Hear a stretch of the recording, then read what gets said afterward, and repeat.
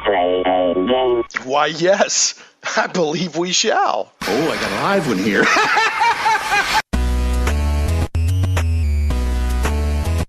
Not live from Little Rock, it's Shane Plays Geek Talk, a journey into the things we love. I'm your host, Shane Stacks. Thanks so much for listening in. If you're listening at 1 p.m. Central on Saturday, I believe April 21st, we're pre-recording this. That's why I said not live from Little Rock, so don't try to call in during today's show or text or tweet or anything like that. If you're listening 1 p.m. Central, Saturday, April 21st on 101.1 FM The Answer, or if you're listening at 1011fmtheanswer.com to the live stream, welcome.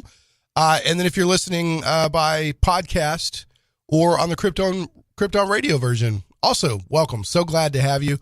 I've got a guest on today, returning guest who I'm excited to talk about with a very cool new RPG product, which we talked about briefly. I believe it was November of 2016. I had Douglas H. Cole of Gaming Ballistic on. Douglas is a game author, game designer. He's been heavily involved with GURPS. He also did the Dungeon Grappling Kickstarter, which was very cool. He did the Lost Hall of Tyr Kickstarter. And now, when we first talked, he came on November 2016. And we talked about Dungeon Grappling and GURPS a little bit. And then we just barely got into Dragon Heresy, which was his upcoming full-on RPG product. And I said, I'll have you on down the road when you kickstart that so we can talk about that further. So Douglas is back on today. So welcome back to the show, Mr. Doug Cole of Gaming Ballistic. Thank you so much for having me back on. It's been a long journey, and I'm glad to finally be talking about the product that I started Gaming Ballistic to get out there. Very cool. Yeah, you had been very forthcoming in the past that you wanted to get some Kickstarters under your belt to, one, get some experience putting products together, but two, prove to the world that you could, successfully promise, kickstart, and then deliver the product that you promised, and you have. So, with both Douglas Grappling, with Dungeon Grappling and Lost Hall of Tyr, and then now you have your full-on Dragon Heresy, which it's really an RPG game in and of itself, using the 5th edition, game engine under, and I know there's the SRD and the Open Gaming license and all that. So we'll talk about that more. I'm about to do some show notes and stuff like that, but I did want to ask before we get into the Dragon Heresy, I wanted to talk a little bit about something that you're involved with that I saw that I thought was exciting. And that is Steve Jackson Games has worked with you. You're going to adapt Lost Hall of Tyr into the Dungeon Fantasy, GURPS Dungeon Fantasy system, if I understand correctly. That is correct. They gave me, I asked for, and they granted me a license to adapt the Dungeon Fantasy role-playing game with the Lost Hall of Tyr in a adventure that will be retitled Hall of Judgment. Hall of Judgment. Okay. That's right. Yep. And part of that is because Dungeon Fantasy is a genre treatment, but it is not a game per se.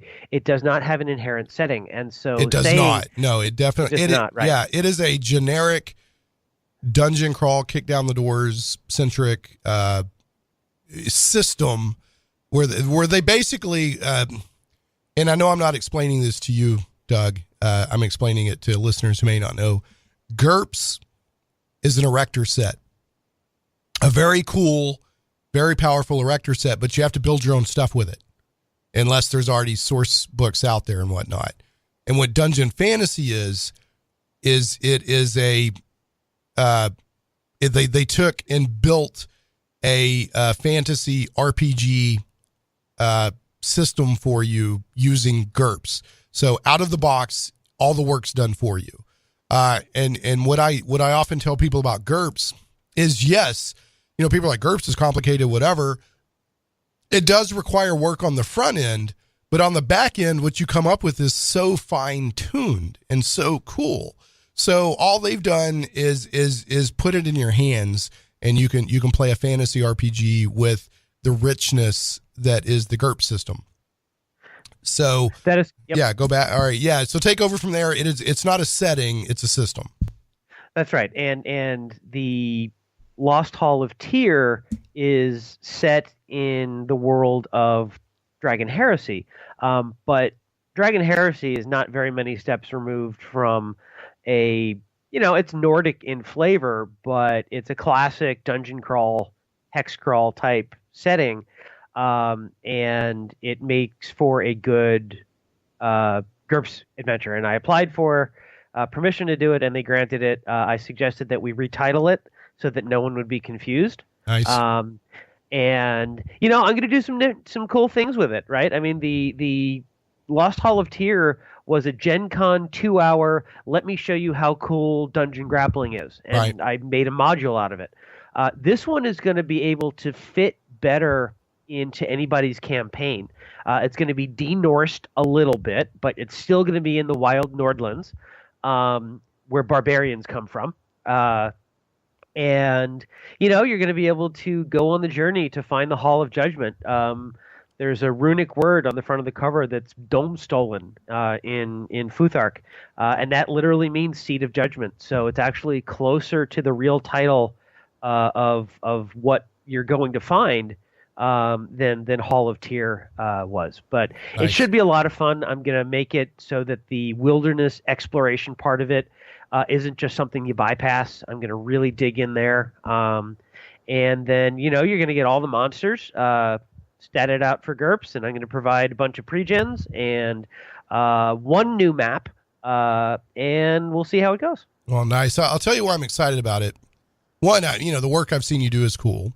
And I was glad that, because I've heard some people say it's hard to kickstart a module over, a game setting or a system, but yet you were able to successfully kickstart Lost Hall of Tyr as a module. But I like Dungeon Fantasy. I've only gotten to run it once, but I love GURPS. I've been converted over to loving GURPS the past few years, mainly if he happens to be listening to this, my friend Tony Dutra, who is a Steve Jackson Games, he's one of the men in black, like the game reps that go out and kind of help evangelize Steve Jackson Games at cons and events and that sort of thing. And so I've really come to love GURPS, and I love Dungeon Fantasy. It's like, hey, I love dungeon crawlers, and now I can do it in GURPS without any pre-loading on my end. But Steve Jackson Games came out, a couple of months back and said, it didn't sell as well as we were hoping. So that made me think that, we're not going to get anything for Dungeon Fantasy. So I'm glad to see that stuff like this is happening, because I think that Dungeon Fantasy has a lot of potential.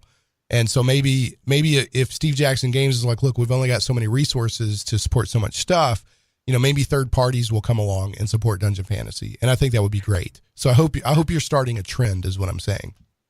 I definitely hope that too. One thing I want to poke in there, though, is what Steve Jackson Games said is we are not going to reprint the box set.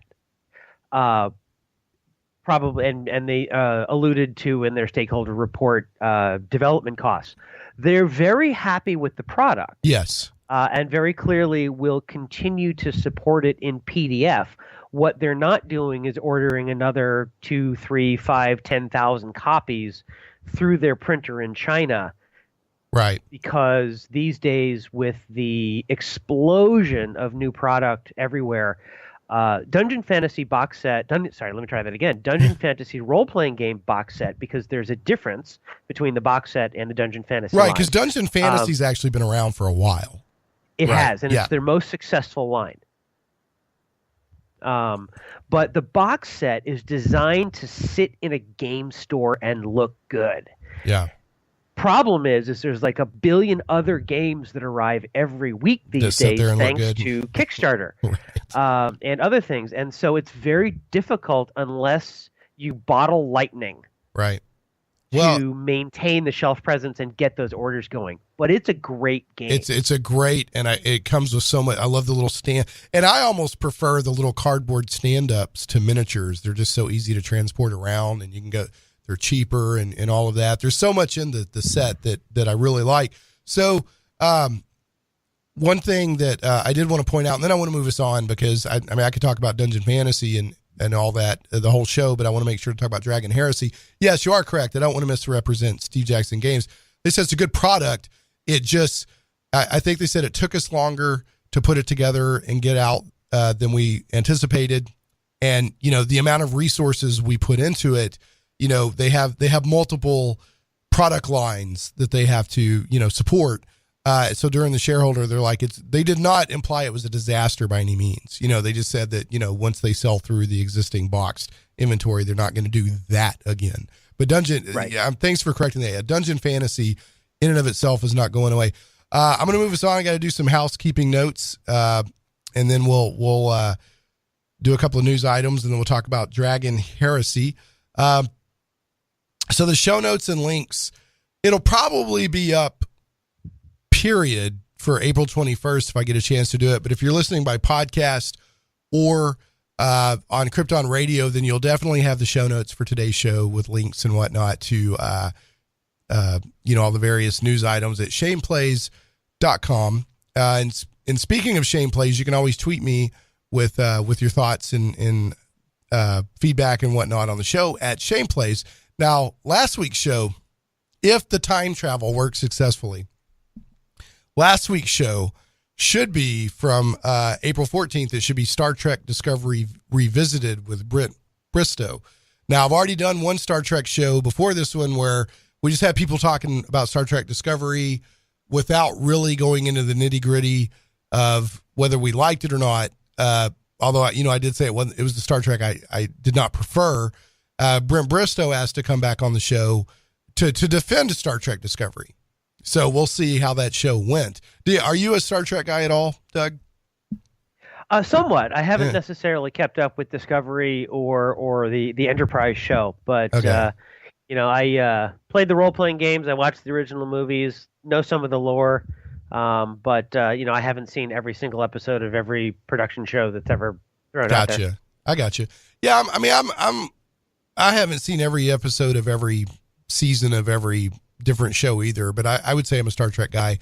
I personally have not been impressed with the tone, what they've done with Discovery, but it's only had one season, so we'll see. And I only watched one episode of it, and then based on that and other stuff I heard, I just said, it's probably not my Star Trek, but we'll see what Brent wants to come defend it. So we'll see. The show always does go out as a podcast, normally a few days after the radio broadcast on Saturday, and that'll go out on the blog at shameplays.com, iTunes, Google Play Music, Stitcher, iHeartRadio, SoundCloud, and more. And I also put the show up on YouTube on the Shame Plays YouTube channel at youtube.com/GoShamePlays. And then last but never least, Shame Plays is also carried on Krypton Radio. Krypton Radio is SciFi for your Wi-Fi, kryptonradio.com, and that'll be on I think it's rebroadcast I know it's rebroadcast the following Saturday and Monday. So you have two chances to catch it a week later on Krypton Radio. So got a little bit of sponsor love here. Shame Plays sponsor Arkansas RPG Con 2018 badge sales are now open. Vendor and sponsorship options are also open.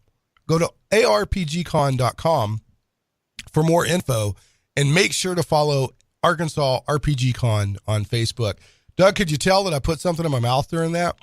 Did I sound maybe a little? Yeah, I've been fighting a cold all weekend. In fact, I did my show from home this past Saturday, which I don't normally do. So my voice was about to break, so I threw in a cough drop. I was like, I don't think I pulled that off as successfully as I wanted to. But anyway, folks, go to arpgcon.com for more info, and make sure to follow Arkansas RPG Con on Facebook. And you never know, I like to run different systems at conventions than I normally play during the week, Doug. So you never know, I might run Dragon Heresy, or maybe I'll run your Lost Hall of Judgment, Dungeon Fantasy. Go crazy, run Lost Hall with Dragon Heresy. You see, there you go. It doesn't have to be either or; it can be both and. So yes. Go ahead. No, go ahead. No, it'll work because the pre-configured stats for the grappling that are in Lost Hall are more or less compatible, within a point or two of what they would be in Dragon Heresy. And is all you have to do is figure wounds, vigor, threat DC, hit DC, and the preliminary files that I sent you to look over has how to calculate that in the monster book, especially. So it is in the world. It will feel right, and it'll give you a nice, quick way to experience some of the rules modifications that differentiate Dragon Heresy from the system reference dictionary from which it sprung. Nice. Okay, cool. All right, and we've also got a PSA here for Heroes and Angels Comic-Con. This is a PSA, not a sponsor. April 28th, 10 a.m. to 4 p.m. at the Greenbrier Event Center in Greenbrier, Arkansas. Heroes and Angels Comic-Con. You don't want to miss this. Tons of activities for the kids, special guests, and free admission. Donations will be accepted. All proceeds go to Heroes and Angels, a nonprofit organization that provides assistance to families affected by childhood cancer and to military families in need. And folks, remember, this was one of the organizations that was impacted by that con artist, that fraudster that came through a few months ago and put on essentially a fake convention and ran with everybody's money. And so, let's help Heroes and Angels Comic-Con out. They're helping nonprofit organization. They're helping families affected by childhood cancer and military families in need. So get on out there. Heroes and Angels Comic-Con, April 28th, 10 a.m. to 4 p.m. So when this broadcast on the 21st, it's next Saturday, assuming the time travel goes like it's supposed to. All right. So Doug, I don't think we were doing this the last time you were on the show for the full show. Now I know we had a short interview with you that I edited into another show when we were talking about your Lost Hall of Tyr Kickstarter. We've gotten the head of my news team, Sal, his grandmother and her dog Muffin. If I don't banter with Zach, my engineer, they get upset. And they send me like nasty emails and nasty postcards. We think one time they sabotaged the transmitter. We're not sure. So the Mobley Detective Agency's on that. So I got to banter with Zach real quick. Zach. How are you doing? Now, 2 days ago on Saturday, which was what, April 7th? Yes. Okay, but in reality, this is going out on the 21st. So let's pretend 3 weeks ago I brought something up to you. Okay. And I said, hey, 2001 A Space Odyssey is coming back to theaters in the original 70 millimeter print. Stanley Kubrick's masterpiece. Okay, so I went and got some more information on it. It's going to be in theaters on May 18th in the United States. Okay. I don't know where. They've got to be set up to show 70 millimeter. But the person who's championing this is Christopher Nolan. Oh. Because he's a big 70 millimeter. He shot Dunkirk in 70 millimeter. That's right. Yeah. So as part of my continuing education, because see, you can think you're a geek these days, but not really be a geek. You can have shallow geek knowledge. Okay. So do these quotes mean anything to you? And feel free to jump in, Doug. I'm always trying to make sure that my engineer gets a good geek education. All right. Does open the pod bay doors, Hal, mean anything to you? No. Does I'm afraid go ahead, Doug. I'm sorry, Dave. Yeah. I can't let you do that. I can't do that. Yeah. He said, I'm afraid I can't do that, Dave. I'm afraid I can't do that, Dave. All right. And does this quote mean anything to you? This is my test. I'm diagnosing you like a doctor to know if you need the prescription of going to see this movie in the theater. All right. Does this quote mean anything to you, Zach? My God, it's full of stars. No. Okay, man, you definitely have the disease of not being familiar with 2001: A Space Odyssey. I've only seen it once. All right, that's what I'm saying. You need to go see it. Okay, this thing's a masterpiece. It starts kind of like, what in the heck is this? Yeah. But then it gets amazing. Okay. All right, so we'll see if we can go find it somewhere around here, and I'll even take you. Okay. All right, if it's playing anywhere around here. So, all right. So you failed 3 out of 3, man. There's a big red frowny face on the screen. You failed. I'm going to save you. Zach. All right. So anyway, did you have a good weekend?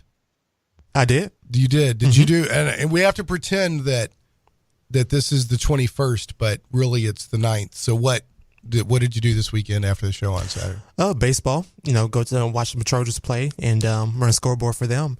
All right. And basically just relax. All right. Like I And watch usually do. wrestling. You said you watched a lot of wrestling, right? Okay, cool. All right. So we bantered with Zach. Speaking of the news team, let's turn on the microphone in the super secret microphone in the newsroom, and let's see what they're up to. Whoa, there they go. I was supposed to say working on Saturday because this is supposed to be a Saturday, but it's really a Monday. There they go, working on Saturday. So I got a couple of quick news items here that are tangentially related to fantasy role-playing. First, Doug, did you tell me if you saw this? And Zach would probably be interested in this too. Amazon has gotten the rights to do a Lord of the Rings TV series. Did you guys know about that? I did. I did see that. Yeah. Okay. So they spent a ridiculous amount of money just getting the rights, like $250 million or something like that. There's a story from Geek Tyrant that says Amazon has committed to 5 seasons of the Lord of the Rings TV series, and it will cost them $1 billion to produce it. Goodness. That is ridiculous. I wonder how much of this for Game of Thrones with HBO. Well, I think they're trying to outdo Game of Thrones for sure. So, and the reason, of course, that's tangentially related to fantasy role-playing, we would not have fantasy role-playing as we know it without Tolkien. Yeah. Because a lot of Tolkien influenced the original D&D. And we wouldn't have role-playing games as we know it today without D&D. So, are you a Tolkien guy at all, Doug? I am. I've read The Hobbit. I've read The Lord of the Rings, of course. I've tried to wade through the Silmarillion. Silmarillion has interesting parts, but overall it can be hard. And and I am a recent acquirer of the Adventures in Middle Earth, the 5e based Cubicle 7 game. So I'm still a fan of MERP. I don't know if you remember Middle Earth role playing. I did play MERP. I played MERP. I loved MERP. Yeah, I loved MERP. I'd like to get it again and play it for old time's sake. But yeah, that Rollmaster system was pretty complex and rich, especially for the time that it came out, when your other alternative was basically D&D. So, right. Big stuff. So anyway, I just thought that was interesting. Hopefully it'll knock it out of the park. And also, evidently, as part of that deal, they have access to some of the New Line movies stuff. So I don't know exactly what that means, but we'll see. And then the second news item and final news item is did you ever, when you were younger, Doug, did you play any of like the Endless Quest books or the Lone Wolf books or anything that like basically let you do a role-playing game by yourself in a book? Choose your own adventure is as far as I got. Right. There's choose your own adventure. Well, they're like the Lone Wolf and the Endless Quest take it a little bit further, and they give you kind of like RPG stats while you're playing. And they're coming out with them again for D&D in September. Penguin Random House is coming out with 4 D&D related Endless Quest books. One is called Escape the Underdark. One is To Catch a Thief. The other is Into the Jungle. And the other one is Big Trouble. And it looks like one will let you play like a cleric. One will let you play like a halfling thief, a human warrior. So if people are interested in that kind of thing, or maybe think that their kids might be, keep an eye out for those in September. From Penguin Random House, and they're specifically D&D. They're Dungeons and Dragons Escape the Underdark, but they're the Endless Quest format. So that's it for the news. I'm going to get us to a break. When we get back, we're going to be talking with Doug about Dragon Heresy, his RPG game system he's been working on for quite a while that is currently being kickstarted. But first, I'm going to throw some love at a sponsor, and then we'll be back after a short break. So 10 years strong. The 10th annual Little Rock Comic Con is May 19th and 20th at the Benton Event Center. This year features the biggest selection of comics in LRCC history with 15 booths of nothing but comics, plus other great vendors as well. Don't miss the cosplay contest or the after party with VIP con guests at Dave & Buster's. Now, reading that, the cosplay contest is not at the after party. Okay, it's going to be during the main convention. So don't miss the cosplay contest, or the after party with VIP con guests at Dave & Buster's. Con guests include Blake Foster of Power Rangers, Michelle Harrison of the Flash TV show, Transformers comic artists Robbie Musso and Jesse Wittenreich, and more.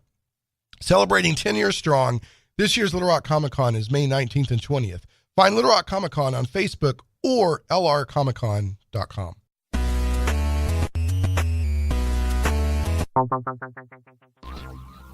Comic book lovers, visit thewildstars.com today. From the mind of author and comic book industry expert Michael Tierney, it's not just a comic book, it's a comic book novel. The Wild Stars is sci-fi and so much more. Learn the explanations behind UFOs and space gods. This isn't the Twilight Zone.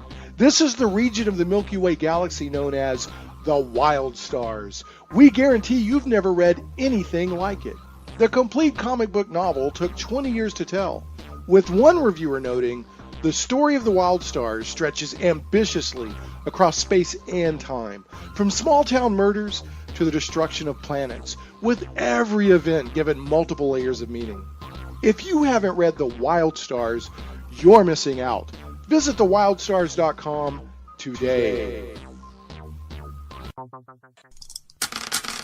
The die is cast. Plunge into worlds of fantastic adventure where dragons lie and the undead stalk the shades of your mind's imagines. Where creatures of legend plunder wealth through the horror of their passage. Monsters grim and foul hold the ecstasy of gold and the renown of glory. All this and more awaits you and your friends in the unlimited, fantastic world of the Castles and Crusades role-playing game from Troll Lord Games. Visit your friendly local game store or trolllord.com to get your copy today. A rules-light, adaptable game that has stood the test of time. 12 years in constant publication with no new additions, Castles and Crusades is the original, easy-to-play attribute check system. Join us and unleash your imagination. Visit your friendly local game store or trolllord.com to get your copy of Castles and Crusades today. Shane Plays Radio is blessed to have sponsors, and we appreciate them very much. However, did you know that you can also support the show as an individual for as little as $1 an episode? Simply go to patreon.com/ShanePlays. Hey, welcome back to Shane Plays Geek Talk, a journey into the things we love. I'm joined by Doug Cole. I can't remember, Doug. I meant to ask you at the beginning of the show, when you're doing your professional stuff, do you prefer Doug or Douglas? You know, when I'm interviewing, I don't care. When I write my name for attribution, I use Douglas. Yeah. Well, you usually go by Douglas H. Cole, right? I do. Yeah. I do. When I write, I go by Shane W. Stacks. So, because the W, it's so important. So, all right. So, I've been getting to know Doug since mid 2016, late 2016, and Doug is one of those people that loves role playing games and writes about them and has started producing his own content. He's got a gaming company called Gaming Ballistic, which, as he will tell you, started specifically to eventually support Dragon Heresy. He's also got a cool website, and one of the things I want to remind people about on the website is he has this thing called, is it GURPS Thursday? GURPS Day. GURPS Day it's every Thursday, right? Every Thursday. Yeah. So every Thursday he does a roundup, and like the RSS feed from my website and a lot of other ones will feed in and it looks for keywords about GURPS, and then it will show all the most recent news about GURPS. And it was such a good idea that Steve Jackson Games has even picked up on it. They were like, oh yeah, Thursday is GURPS Day. So, just, go check out. And is it just gamingballistic.com? What's the best way? Yep, that's right. Okay. Yeah. So gamingballistic.com. But what we're here to talk about today is Doug has a role playing. It's both a setting and a system called Dragon Heresy. And we touched on it just a little bit about a year and a half ago. And I said, hey man, come back on the show and tell me about it when your Kickstarter goes live. Now your Kickstarter is already funded, so congratulations. But as anybody knows by these, that doesn't mean it's done. We want to get stretch goals. We want to get cooler stuff. And you set, in my opinion, a very modest goal for your Kickstarter. So, I think there's a lot of room for this thing to still be funded and supported by the community. Now, I'm going to tell people what I know about Dragon Heresy. And then I want Doug to tell people what it really is. Doug has been kind enough. I've seen some preview files. In fact, I have them open right now. I've looked through them. So I've got kind of an idea of what it's about. And it's a Norse/Viking influenced make no mistake though, it's a fantasy role-playing game setting that uses portions of the 5e, the 5th edition game setting as allowed by Dungeons and Dragons, Wizards of the Coast under the Open Gaming License, but you've modified it to fit better your vision of what you want Dragon Heresy to be.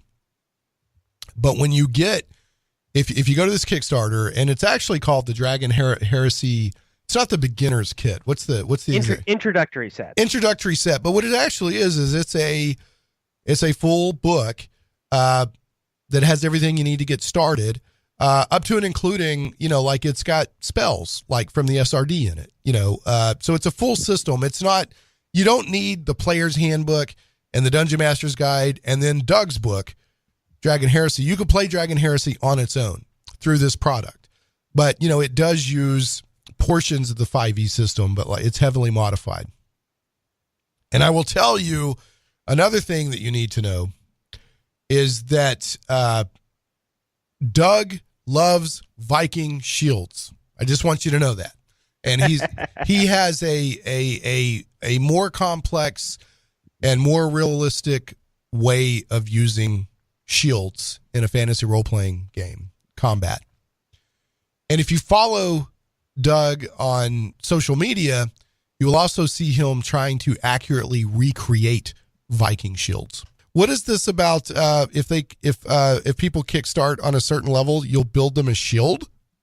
Yeah, the highest tier is the $500 tier. I will build you a shield to your specifications. It's got to be less than 3 feet in diameter, but beyond that, it's half your height. I will build you the most historically accurate shield that I know how to build. Plank construction, hide glue, rawhide edging, linen stitching, hand-carved handle, and I'll put that in the box That's pretty mail cool. it out to you. I've seen the shields you build on social media, and it's pretty cool stuff. So do you guarantee that it can take 3 hits unless it's a critical hit? That's a bigger conversation. It's surprising. Well, just live it this way. It is surprising how robust to sword strikes these things are. If someone throws I'm just going to throw a sword blow, and you catch it on the shield with the wood grain. Yeah. That sword will get trapped in that shield. You'll twist your hand, disarm the guy, and then kill him with your own sword. Wow. That's how we think that's how they were used. Huh. And when you use old growth wood, it's spongy like cork. So it's remarkably robust. Interesting. Okay. Yeah. That's pretty cool. So what's the level that they have to? That's the $500. So at $500, you get the game and the shield. That's correct. Basically, if you buy the shield, you get the game for free. Okay. That's my introduction to what Dragon Heresy is. Now, Doug, take it from there. What if somebody comes up to you and like, I love role-playing games, but what is this Dragon Heresy thing you're doing? Take it from here, sir. No, and you did a great intro. The basic premise comes from a couple different angles. Let's start from the culture. You cannot have a better fit for a traditional dungeon crawl, wilderness exploring, go into the wilderness, kill things, take their stuff, and get the glory for it than the Viking culture. It's what they did. It's what they live for. It's what they live for. It's what they were known for. I mean, 90% of them were farmers, like every other medieval culture that was based on sustenance-based economy. But, when you went out to glory, you would go raiding, and you'd get in your ships or you'd get in your raiding parties and you'd go places and kill people and take their stuff. You didn't steal their stuff, technically, because if I set fire to your house and you're coming out and I kill you, well, that's conflict. And if I take that in battle, that's okay. If I sneak into your house and take the stuff, that's dishonorable. You don't do it. That's actually a plot point in Egil's saga in the sagas of the Icelanders. I did not know that. He's got all the stuff and he's walking away back to their ship and he's like, nope, this was not honorably gotten. Let's turn around. And his guys are like, hey, we have the loot. We leveled up. We've got the experience. Let's just keep going. He goes, no. We absolutely can't do this. So they go back and they throw torches on the longhouse and they set it on fire, kill everybody coming out, and then it's okay. So they get It's classic murder hoboism, but from a real culture. So that's where D&D really came from.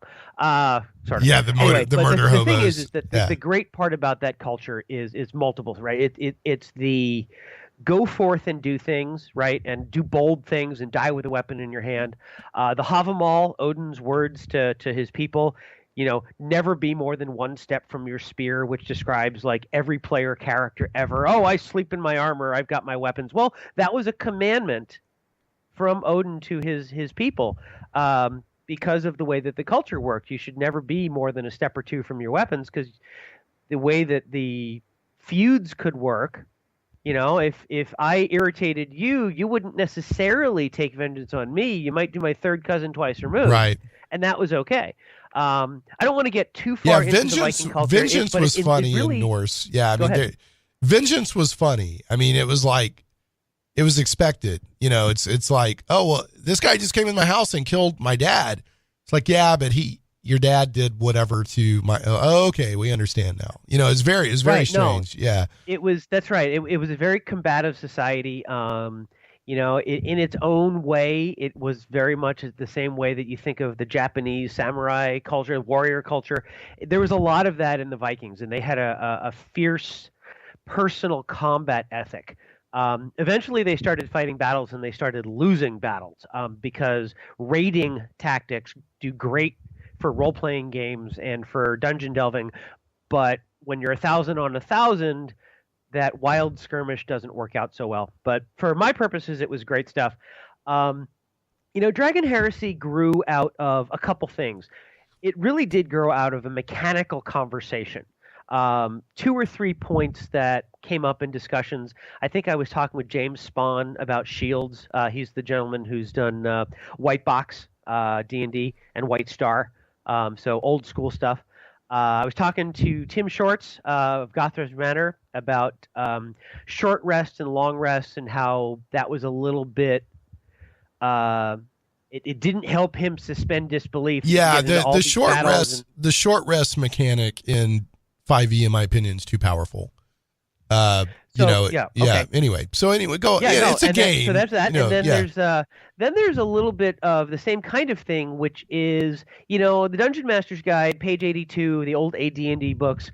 Gygax talks a bit about the difference between, when you're doing Sir Guy of Gisborne versus Robin Hood in the Errol Flynn movie, they fight for about 2.5 minutes of screen time. There's only one blow at the very end that lands. Robin stabs Sir Guy. Spoilers. He falls off a parapet and dies, or is presumed to die because you fall off a cliff, presumably you die. But all of that fighting back and forth, presumably they were losing hit points the whole time.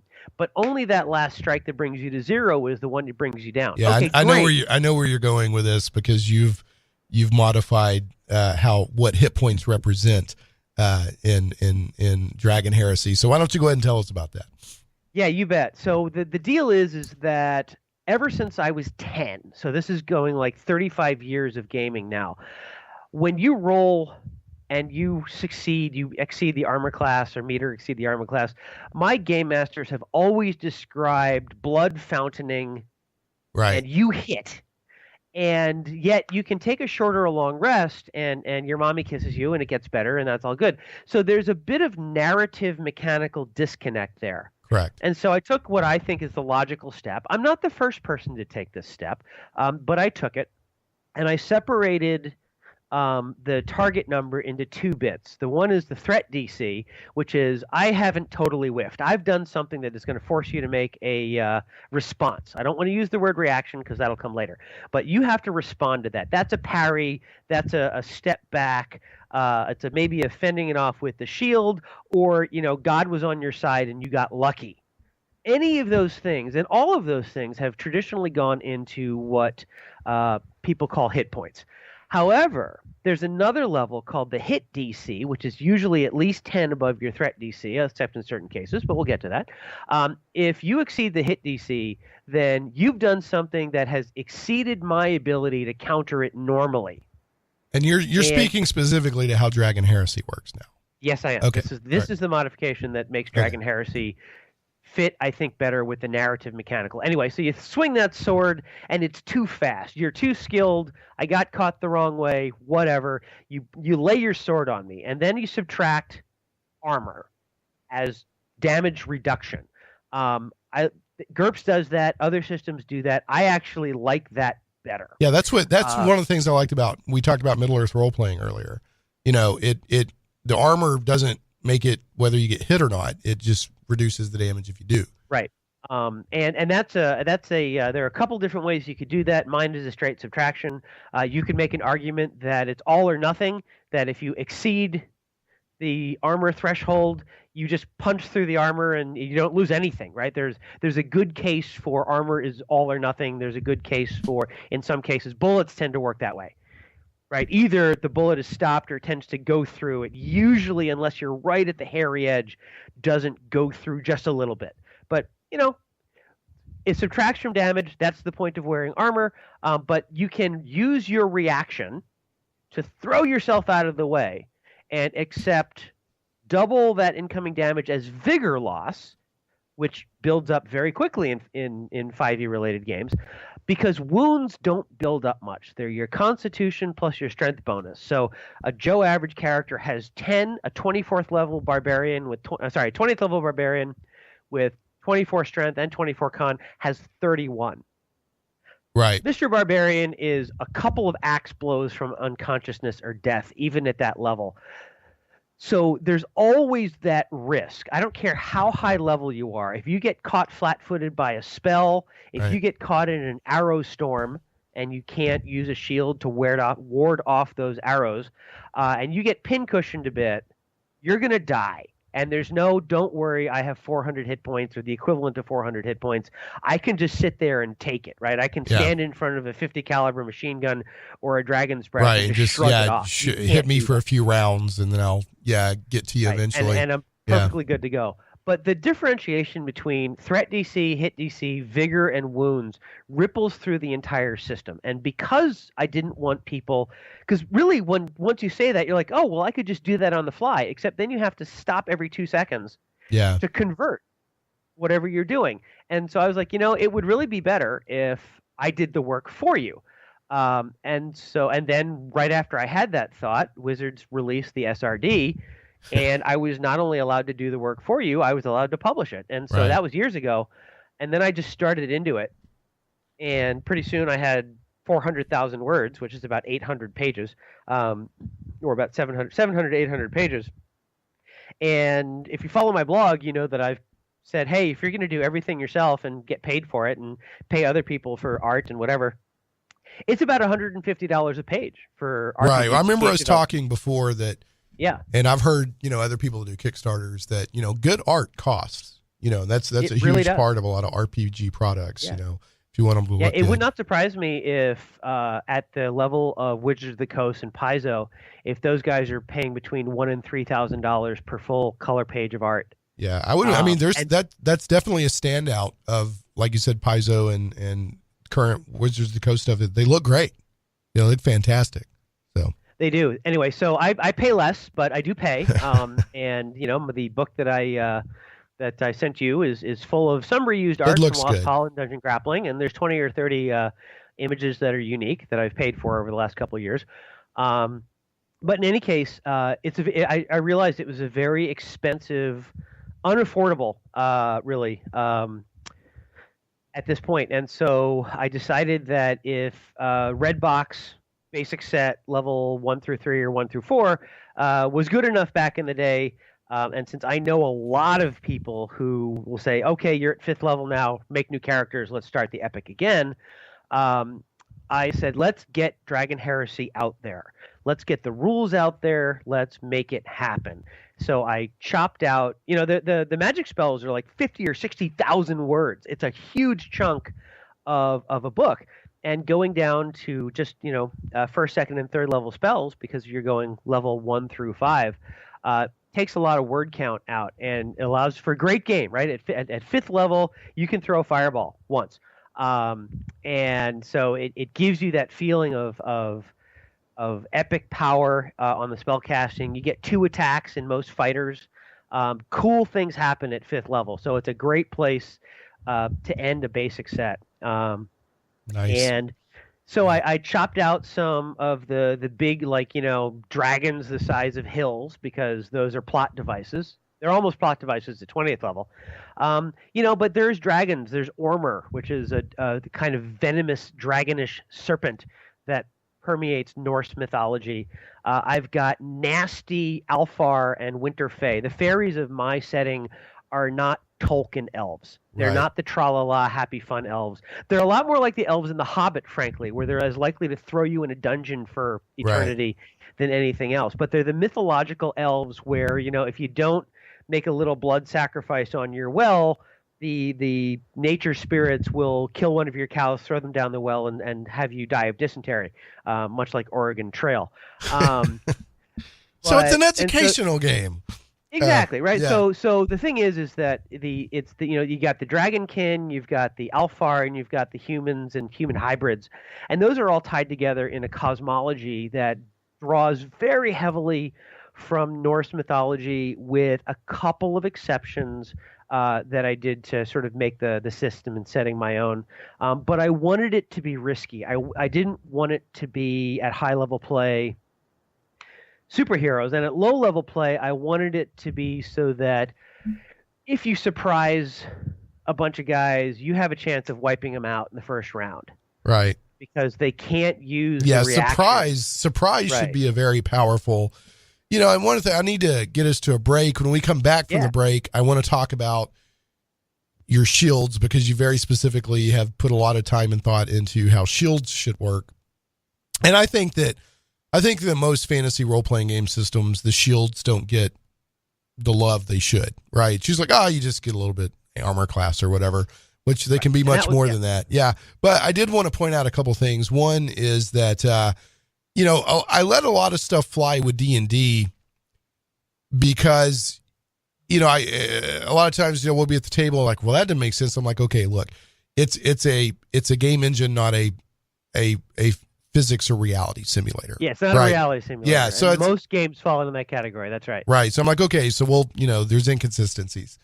But two, I also want to make the point, like when you were talking about the hit point system, like even if you go back and read like the first edition Advanced Dungeons and Dragons, like I think it was the Player's Handbook of the Dungeon Master's Guide, even Gary Gygax is saying, just straight hit points. It doesn't make sense for a fighter to have more hit points than a war horse. It just doesn't make sense. So they even said, look, you can assign hit points to different areas, or you can say, well, your torso has this, or, no, most people don't do that. It's just usually an up or down hit point system.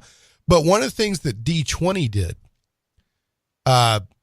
when they adapted D20 to Star Wars, or when they adapted D20, which was basically 3rd edition D&D, to any high lethality systems like with guns and that sort of thing, or lasers, what they did was they'd say you have a certain amount of vitality points, and that represents you just barely dodged the bullet, right? Or your luck.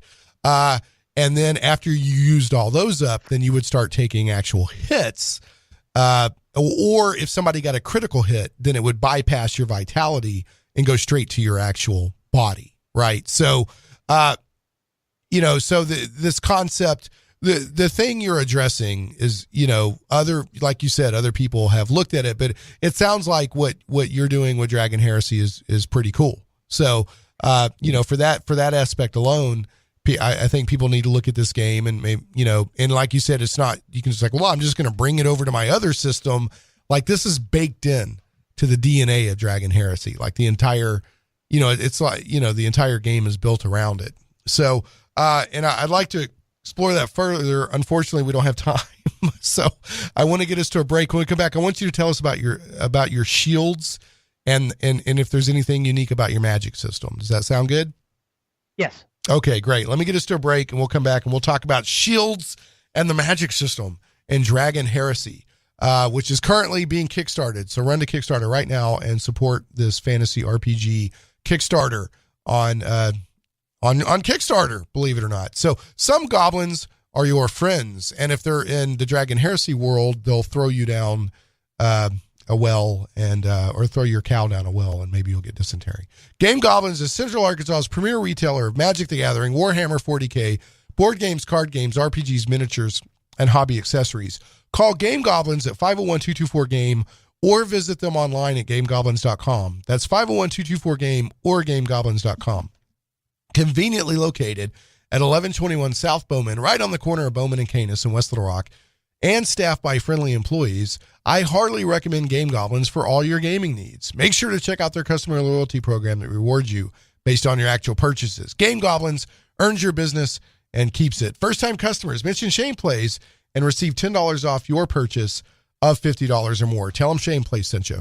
Hey, welcome back to Shane Plays Geek Talk, a journey into the things we love. I'm talking with RPG designer and author and writer Doug Cole of Gaming Ballistic.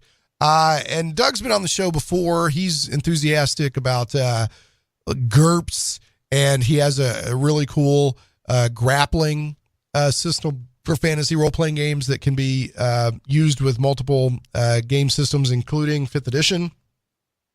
Right now, he's kickstarting, and he's already successfully funded, but we need to keep supporting this because, of course, with any Kickstarter, the more you support it, the more stuff he can do. But let me tell you a little about Dragon Heresy. Dragon Heresy Introductory Set is a fully playable game covering character creation, adventuring, combat gear, and challenges. In the book, you will find Norse-inspired culture, cosmology, and mythology. And the Norse stuff is cool. Like, I just listened to the Norse mythology by Neil Gaiman. Oh, such a good book. And the Viking culture in and of itself is just fascinating. Deadly and tactically interesting combat. This is one of the things that Doug excels at, is making things more complex, realistic, but at the same time fun when it comes to combat. Because like the 5th edition D&D rules, the grappling is a joke. I love 5th edition D&D, but the grappling is a joke. He came out with an entire supplement that you could do anything. I mean, WWE ain't got nothing on dungeon grappling. All right. You got rules and options to bring Viking style martial combat to the 5th edition of the world's most popular fantasy RPG with both tactical and narrative tools. Book's going to be approximately 256 pages with major sections for character creation, core mechanics, running the game, combat, injury, rest, and healing. And this is one of the things he's talking about, like the short rest system isn't exactly how I would do it. So, he's kind of changed how healing works. Spell casting and spell list from level 1 to 3. A brief introduction to the Norse-inspired world of Atira. Now, we're not going to have a lot or any time really today to talk about Atira. So go check out the Kickstarter page, and over 100 monsters. And I've already looked at these monsters, and they're pretty cool, folks. So you can go to Kickstarter right now. It's already funded, but let's keep this going, because if he gets, he's already at $6,000. If he gets to $10,000 more, even cooler stuff kicks in, and then another level at $15,000. So, Doug, before the break, I told you that one of the things that I wanted to talk to you about before we have to bring the show to a close is shields, because you're big into shields. Like, I actually watch you on social media make, historically accurate Viking shields. And I want to know more about that, how that works in your system. And then I wanted you to address if there's anything different in your magic system for this game.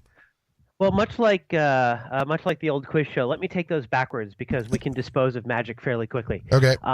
The only real difference in the magic system is applying wounds and vigor and threat DC and hit DC to spells that require such. Most of the spells, if I were to take a high-level summary of, hey, you normally throw an 8d6 fireball at you. That will get tamped down to 4d6 wounds. Uh-huh. And if you make your saving throw, those are applied as vigor instead. Okay. So, and if you want to use your reaction, then you're back up to, unsurprisingly, effectively 8d6 vigor. So you can do something desperate to throw yourself out of the way of the dragon's breath or whatever, and then you're basically back to an 8d6 fireball. And that's really what that was, is the take the wounds vigor concept and ripple it through the magic system so that it more or less behaves as expected. That what it says, though, is that for things like, oh, I failed my saving throw against a fireball, especially mookish opposition will just get vaporized because they have 10 wounds and 46 will be above their wound maximum. So you will just kill them. Okay. So, and another thing I'm actually looking at the file that you graciously provided me to take an advanced look. And that's another thing I want to point out here. Like, this is already written. You're not saying, hey, give me money and I'll make this. I mean, this is already written. This is to get it and play tested. This is to get it out to people. That's right. Backers will receive a playable copy of the game the day the funds settled. It won't be finished because editing and layout and art insertion will take a little bit more time. But the day the funds settle from Kickstarter, every backer of the Dragon Heresy introductory set will get a PDF that is playable, mostly laid out. And I encourage my backers to go play the game and then contact me either on Kickstarter or my blog or Discord or any of the other places where I chunk out, and let me know how it goes. And if things, right, I did a lot of playtesting of this game, but I didn't do 500 people worth of playtesting of the game. So if it's like, hey, I think this could work better, blah, blah, blah, I'll either come back and say, nope, that's working as intended, suck it up and deal, or like I did in both Dragon Heresy and Lost Hall of Tyr, I'll come back and say, that's an excellent point. Let me address that. Yeah, let me address that. And because there is a difference. You can think you've play tested something, but then you get different orders of magnitude of the amount of play testers, and you're like, oh, I didn't. Yeah, wow, okay. So another thing I want to point out here, looking at your combat rules, you also handle critical hits a little differently. You have a critical threshold. I do. I really like the idea of, I think it showed up first on, I saw it first on, well, let me try that again. It's in 5th edition already. Fighters get an expanded critical threshold. I really liked that idea. And I was doing some stuff with firearms, and I realized that big bullets should have big critical thresholds, bigger chance of doing more damage. Yes. And I just rippled that through, and I actually differentiate bows and arrows. Bows and arrows and dexterity, like as you get better skilled, you don't actually add to the 1d6 or 1d8 damage. You get more and more critical threshold. Nice. And so your odds of having the arrow do more wounds, if it hits, go up. And the amount of critical threshold expansion, you know me, I do a lot of math. I do the math so you don't have to, is kind of my motto. And so I've balanced it out so that, if it's a +3 or +5 to critical threshold, that provides a relatively well-balanced result in the final outcome. Point being is that arrows are treated a little differently. Critical threshold makes a big deal. You can roll a critical threshold that is not a hit, right? Just because you rolled a critical threshold, that means there's double vigor or double wounds, but it doesn't necessarily mean you bypass the vigor wounds thing. So to get a true hit, you have to roll really, really well. But you can have, called shots and all kinds of skill. And that's one of the things that I missed from that I thought I liked from 2nd edition and 3rd edition that I missed from 5th edition. I like doing called shots. I like doing, that kind of thing, especially if I'm like an archer kind of character. Well, let me do this just so I want to make sure to cover this before we run out of time. Tell us a little bit about what's unique about how you do shields in this game.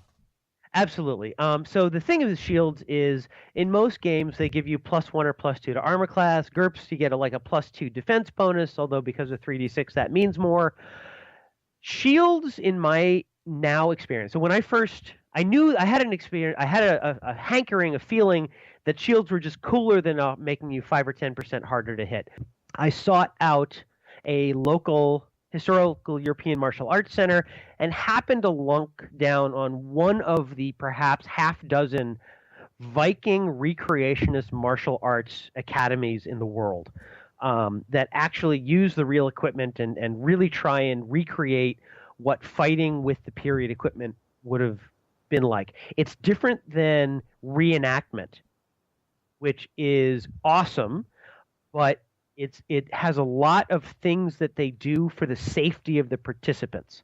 That doesn't mean people don't get thwacked on the head and injured, but the shields are thicker, they're heavier, and when that's true, you don't use them the same. Anyway, point is, I learned how to use, I think, Viking shield, and it's radically different.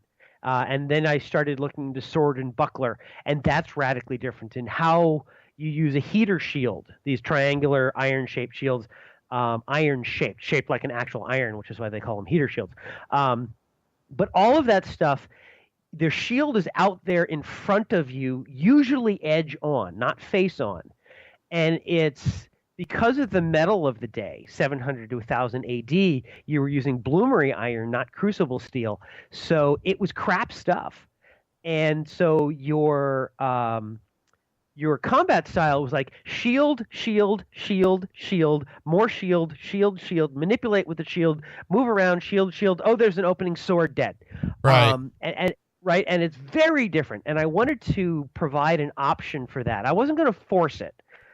Because the problem with shield is on the game table, that's not as much fun. Right. And sometimes you do have fighting. Sometimes you do want to sacrifice realism for fun, especially absolutely in abstracted. So, but when But when you combine the dungeon grappling style control point rules with using shields more actively and being able to take a hit on a shield, and someone swings at you, you're going to say, they haven't exceeded my hit DC, so I can defend against that. Instead of losing vigor, I'm going to take that blow on my shield.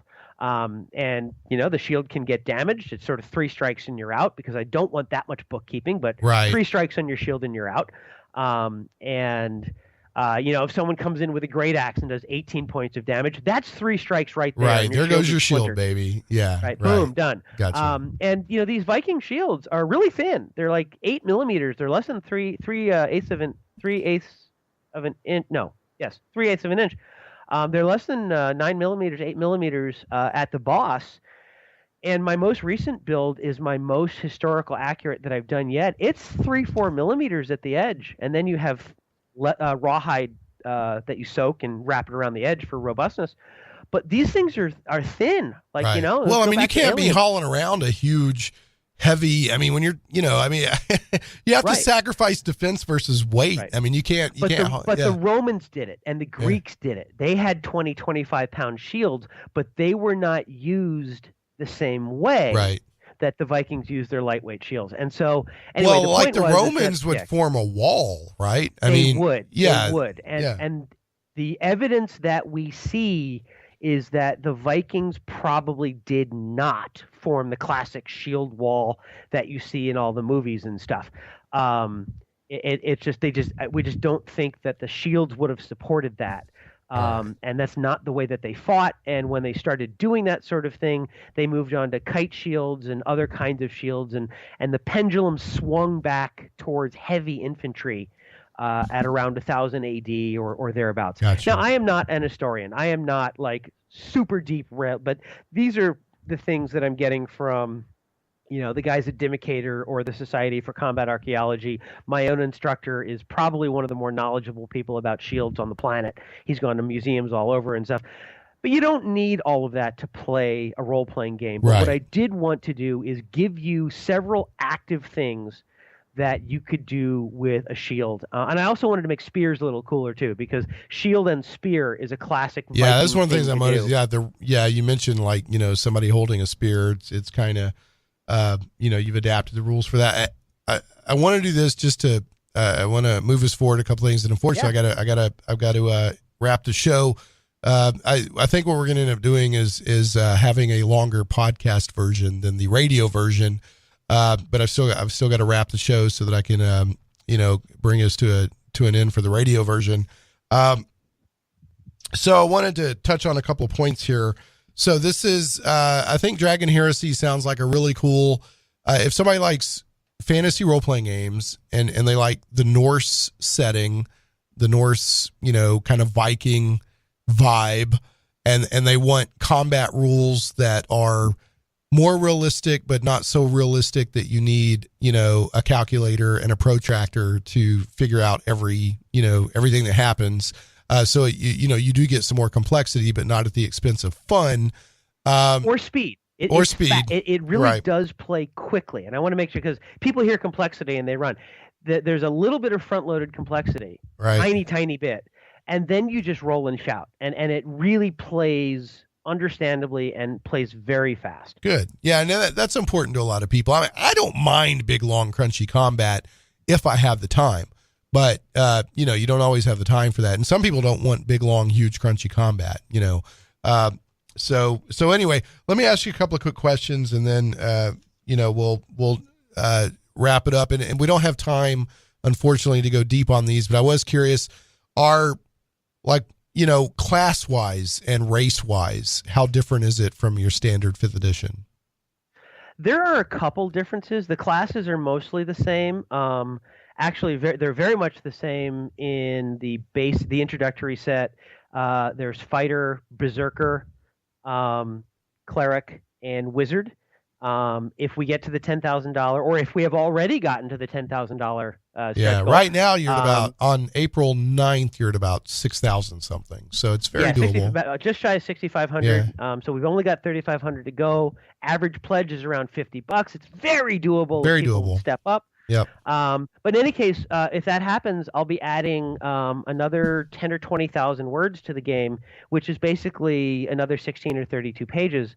And I'll let the backers vote on what's included. And it's going to be some more classes, some more clerical domains, nice. Maybe a couple more playable races, and maybe a couple more backgrounds. But we'll see what wins. Now, what about race-wise? Right now, you got humans, half-elves, dwarves. Dwarves are not tiny bearded Scotsmen in this game. They look like a granite countertop. They were created from they created from the larvae of the world worm, and et cetera, by the Norse gods for a particular reason. And the Norse culture was brought to humanities, who were the slaves of the Dragon Empire, by the dwarves. And so they're not your traditional Tolkien style, dwarves are wasted over short distances. They're different. Okay. Half elves were the creations of the fairies, or elves were creations of the fairies, and half elves are human elf hybrids. And there's a different history there too. So, and Dragonborn, everybody created hybrids to try and fight for Midgard. And that's where all that comes from. So those are the 4 races that are included. And there are a couple more tieflings, because the fiends want to play the hybrid game as well, but in a more nefarious way. Gnomes exist because Norse mythology is full of gnomes, and so you have to have.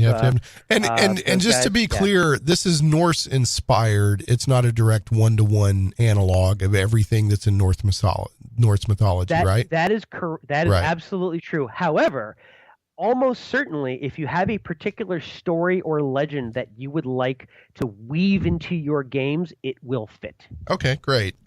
So another thing I wanted to ask you, you keep saying, hey, this is the introductory set, is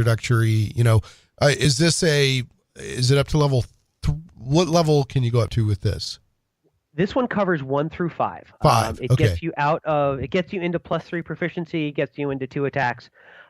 It doesn't get into 7th, 10th, 12th level. Those are written. They're done. They're done. So assuming this is successful, which is already funded, how soon do you think that people could see that expanded content?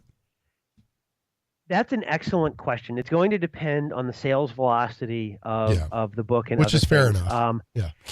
I could release small PDFs here and there. Oh, here's some more classes. Here's some more this. Here's some more that. That would be very easily doable. I don't. It's not my goal to extract from people a trickle of revenue over time. Right. I would love to come up with the full 3-volume deluxe set. It's $150,000 to bring it to reality and print 1,000 copies each. It's a ton of money, and I just can't afford that if I want my kids to go to college. There's realities. And most people, I've got a day job, you've got a day job. A lot of us do this stuff because we love it. And if we can happen to maybe make a little extra money, that's fine. But we really do it because we love it, and so you've got a day job plus you're doing this. It's not like you can just wave a magic wand and get product in every game store channel out there. Well, anyway, I think you've done a good job here with this. It looks really cool, folks. Remember, this is the Dragon Heresy Introductory set Kickstarter. He's already funded. Doug Cole of Gaming Ballistic's already funded, but let's get him to the 10,000 mark and then the 15,000 mark, and we'll get even more cool stuff out there. And this is Norse-Inspired 5th edition, customized with more realistic combat and other cool stuff. So, and it includes baked in the dungeon grappling, which Doug is known for. So Doug, fortunately that's it, man. But thanks so much for coming back on the show. Like I said, we'll probably, the radio version, will be shorter than the podcast version, but I'll leave everything in the podcast version to make sure to get everything out there. So, in that way, because I gave a little extra time to cover some more stuff for you there, since we were pre-recording. But thanks so much. Always stay in touch. And I'm glad you're already funded. So I think your plan of building your credibility through Kickstarters with doing a couple of Kickstarters beforehand has paid off. So it has a bit. Yeah. I was really hoping to springboard it a little more. If I get to the average pledge is running $50. Right. I've been thrilled with that. The people are really springing up for the $100, which was a sponsorship level. Right. But the $100 print on demand, full color, premium quality, people are really springing for that. And what I hope to do is hit the $16,000, $15,000 stretch goal that lets me do an offset print run. Nice. Which will bring, I'll spend more money, but the average cost for books for that colored book will drop by a factor of 2 or more. And so future sales will be much more profitable, which will hopefully lead to my ability to either self-fund or get a great head start on the deluxe version. If I had the money to pad out the book with more art, the books with more art, I could in a couple of months come out with the full deal. It's that close to done. Nice. So it's killing me to do so little of it just because I think there's so much more.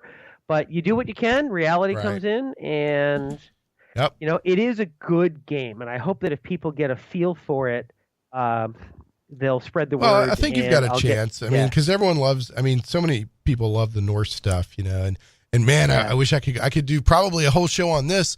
I just discovered this. It was a Beowulf movie from about 10 years ago, and it had Gerard Butler in it from 300. And it was fantastic. Really? Yeah, I'd never even heard of it, but see if you can find it. Was it called Beowulf? Yeah, I think it's called Beowulf and Grendel, and it's a different take on it that I've ever seen, but it doesn't diverge as much like the that kind of animated version of Beowulf they did a few years back with Russell Crowe, and that kind of deviated a bit from the real story. Or not the real story, but the story, the epic as we know it.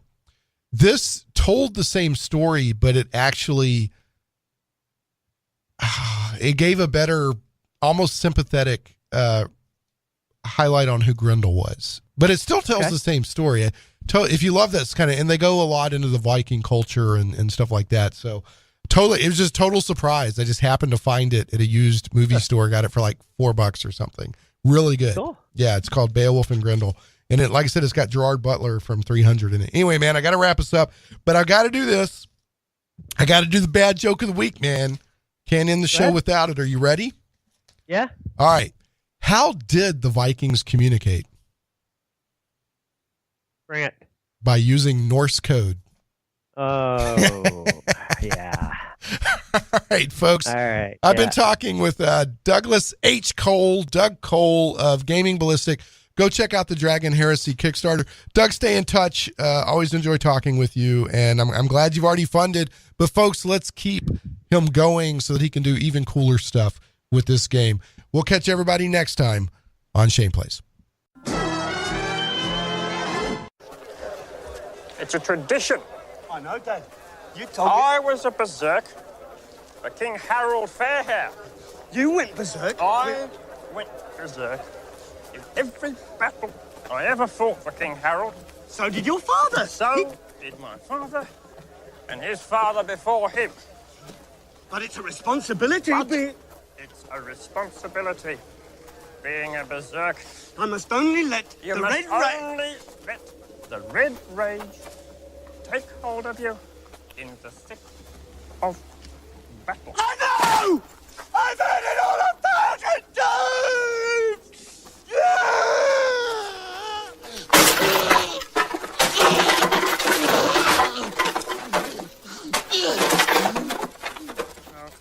No. You'll never make a berserk if you let it out. Now you'll have nothing left for battle. Besides, it's dangerous. End of a family tradition. Shane Plays Radio is blessed to have sponsors, and we appreciate them very much. However, did you know that you can also support the show as an individual for as little as $1 an episode? Simply go to patreon.com/ShanePlays.